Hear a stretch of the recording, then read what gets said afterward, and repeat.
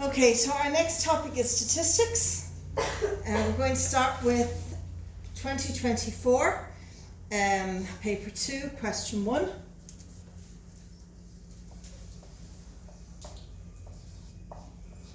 Okay, and the first part of this, part A, part 1.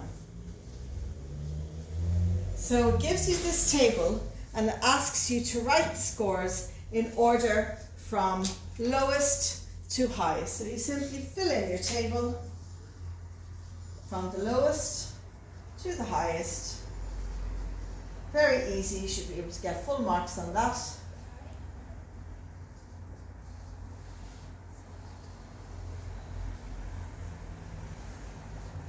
Okay, fill in your table, done. Now the next part, that's part 1. Part 2 is it asks you to find the median. Okay, so what is the median? The median, just to remind you again, mode, number that occurs most often, median, middle number, mean, average. Okay, so to get the median of this, find the number that's in the middle, and the number that is in the middle here is 74. There's 1, 2, 3, 4 below it, 1, 2, 3, 4 above it, so that is our median.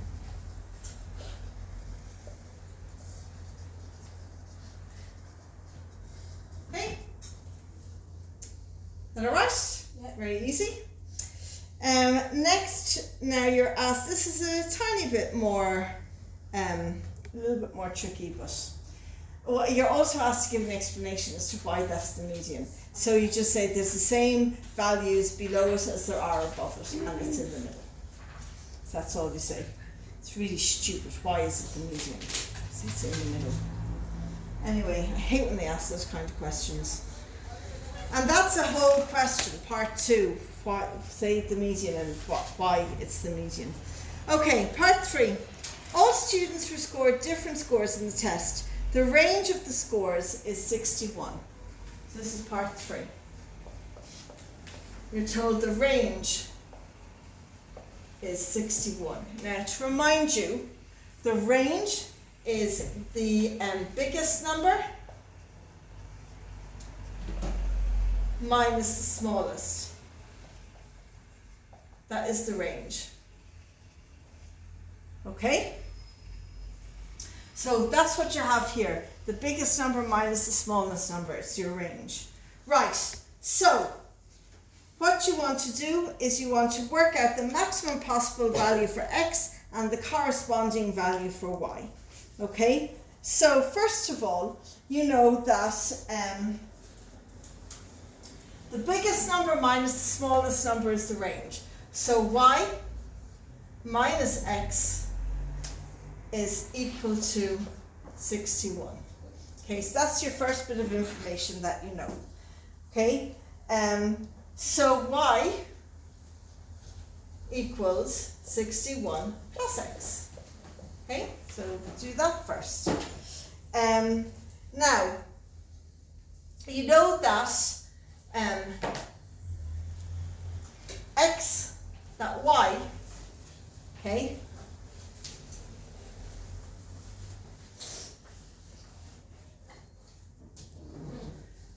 sorry, that x plus your 61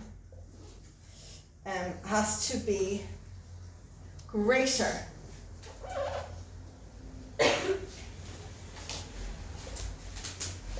than 91. Okay, you know that because your range, that's your y, and it has to be greater than 91 because 91 is, it might be 92, but it has to be greater than 91. 91 is right beside it. So you work this out in the same way as you do if it's like an equals. So you want to take 61 from there, you want to take 61 from there. So now you know that x is greater than 30. Okay? So you know that x is bigger than 30. So if it's bigger than 30, it has to be 36. because that is the next greatest number that it has to be. Okay, so x then we know is 36. We know it's bigger than 30 and less than 37, and it asks you the maximum possible value for x. So the maximum possible value for x given that range is that x has to be 36. Okay, because it's bigger than 30 and it's less than 37, and just the next one down from 37 is 36. So that's what that tells you. So now that you know that x is 36, so you know that y minus 36 equals 61.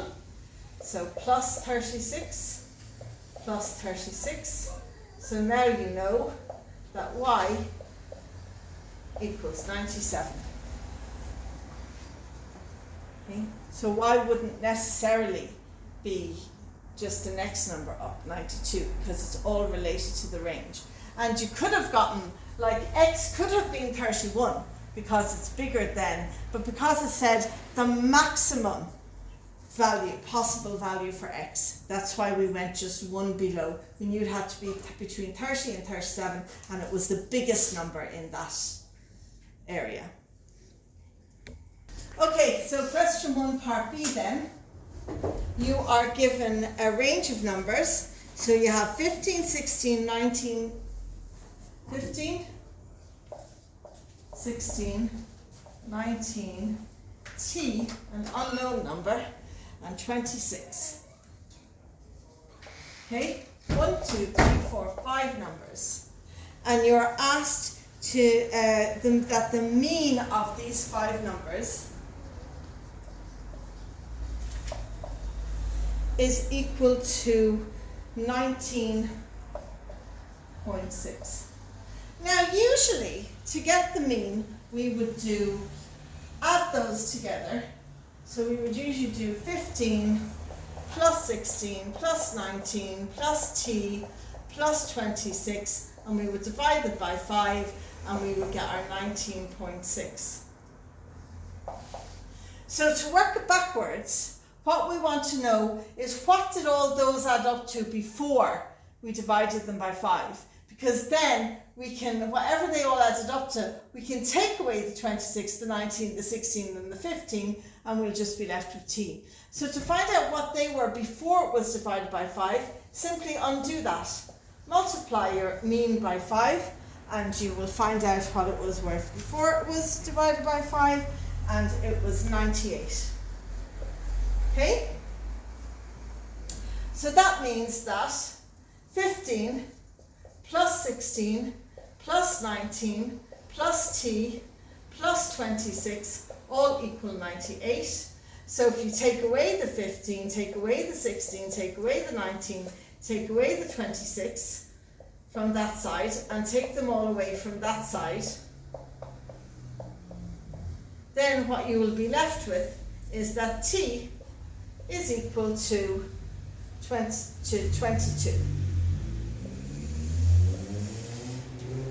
Okay? So that's all you do. Just take them away from what they all added up to in the first place.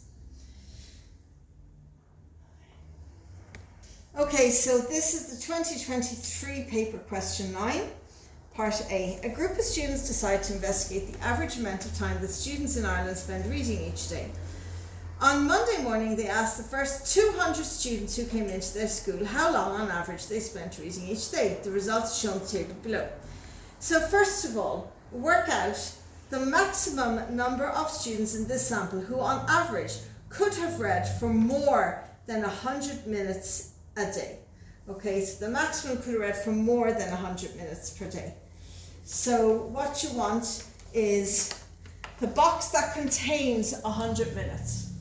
And it's the maximum amount of people. So you have to include everyone in this box and assume that even though some of them might have only read for 90 minutes, some of them could have read for 120 minutes. Some of them could have read for 100 minutes. If you were asked for the minimum, then you would discount this box because you don't know if some of them read for only 90 minutes. That's why they say the maximum amount of people. So you add these numbers up, 59 plus 18 plus 10, and the maximum amount of people is 87.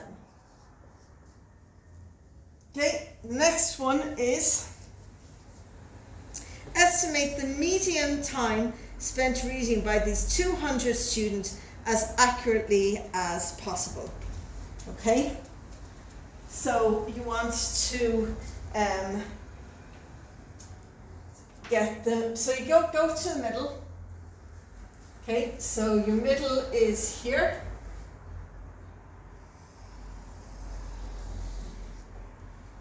And of your 200 students,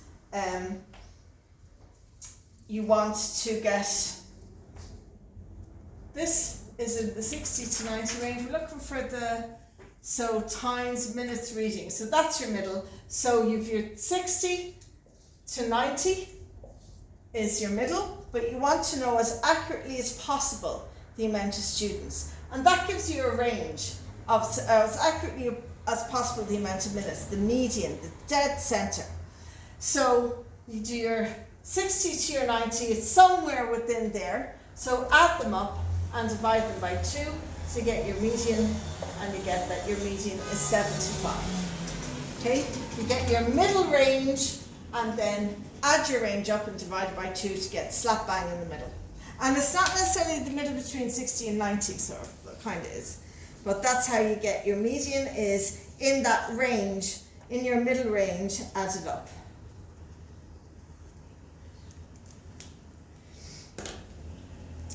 And that will account for the 90 to 120, because it's sort of in between this and this.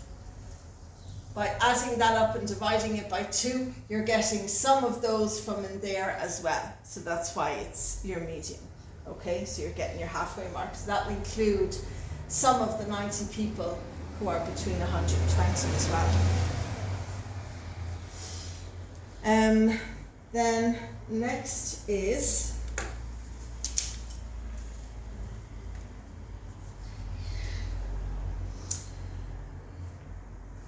explain why the method of choosing students for this survey could limit the validity of the conclusions. So we, this is the bullshitty part.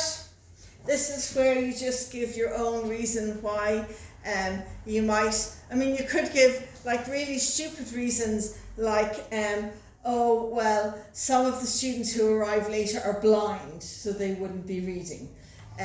You could say that some of the people who arrive early are more conscientious, so they're more likely to read. The people who arrive late are less likely to read. Make that assumption. But it's just what you think yourself. Or it's too small a sample, that if you surveyed more people, then you get a more accurate response. But there's no right answer to that, but it's just an answer that you think why other people might have been better to do that. Okay, so that's that one. There. Right, the next thing, it gives you a blank page and says, draw a graph or chart to represent the data in the table. Now, when you have that, where there are intervals, not individual numbers, the clue here is they want you to draw a histogram. They're not telling you, but they want to know, do you know when a table that looks like that the most accurate way of representing it is through a histogram? A histogram is not the same as a bar chart. And I have to say, I'm quite disgusted with these solutions that I got printed off the examit.ie, because that is basically a bar chart. And if you draw a bar chart when you're supposed to draw a histogram, you're not going to get marks because they're completely different things. Okay, a bar chart is individual bars. A histogram, the bars have to be connected one to each other because it's a continuous flow of data. So they have to be connected. So your 0 to 30 goes up to 16. It's going to be rough and ready, lads, but your 30 to 60 goes to 35. Your 60 to 90 goes to 62. So you connect one to the other. Your 90 to 120 goes to 59. 59 is about there. Your 120 to 150 goes to 18. Your 150 to 180 goes to 10. And that's your histogram. Okay? That's how you draw it. Right, so question 9 then, part B.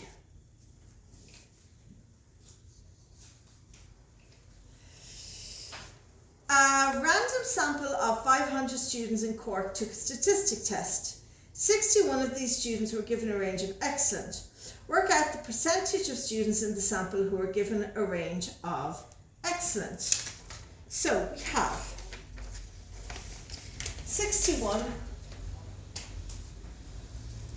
out of the 500. Let's turn that into percentage, multiplied by 100. And your percentage is 12.2%. Okay? So the next thing I'll ask you is show that the margin of the error for this sample is 4.5%. Show, so that means it is 4.5%. So the margin of error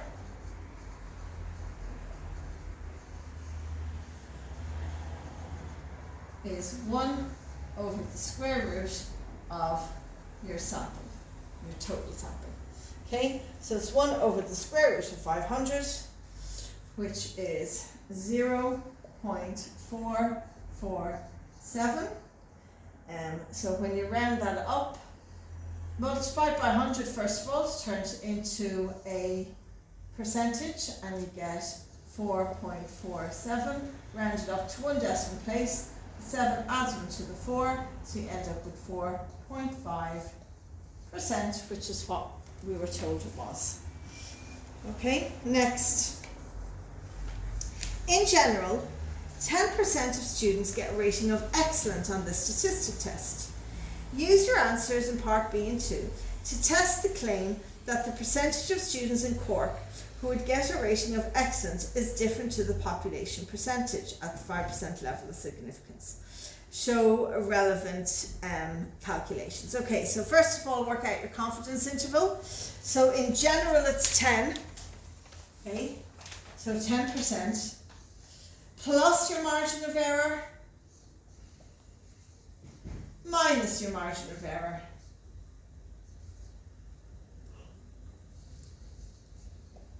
So your confidence interval goes from 10 minus 4.5 is 5.5 to 10 plus 4.5 is 14.5. That is your confidence interval.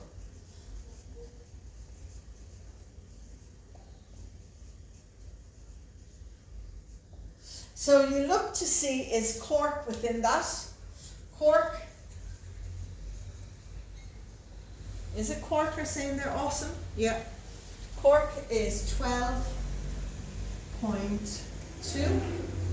That's within the confidence interval, so there's no real statistical significance. It's within the confidence interval, so they're not outside the norm. They're basically normal. Much as they might not like to think of themselves as being normal, they are, even though they're Cork. They're still within the confidence interval. So just to remind people of the empirical rule,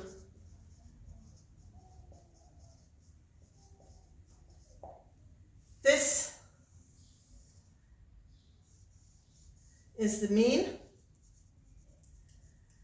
This is one standard deviation, which is that little circle with the head. And 68% of people are within one standard deviation of the mean. This, I should do it in a different colour. And that shouldn't tail up.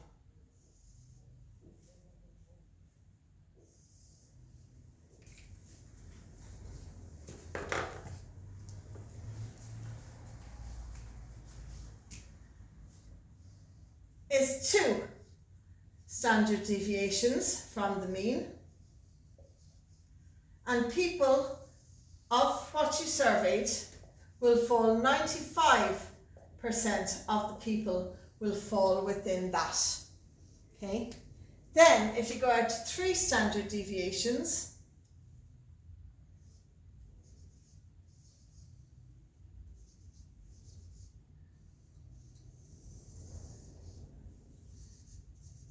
(99.8% of the people will be within that. So that's what you mainly need to know for your empirical rule. These little measurements are all the same. If that's 2, that's 2, that's 2, that's 2, that's 2, that's 2. They're all identical. Okay, so you can use them to work things out. And that's what you mainly need to remember about the empirical rule, are those 3 percentages.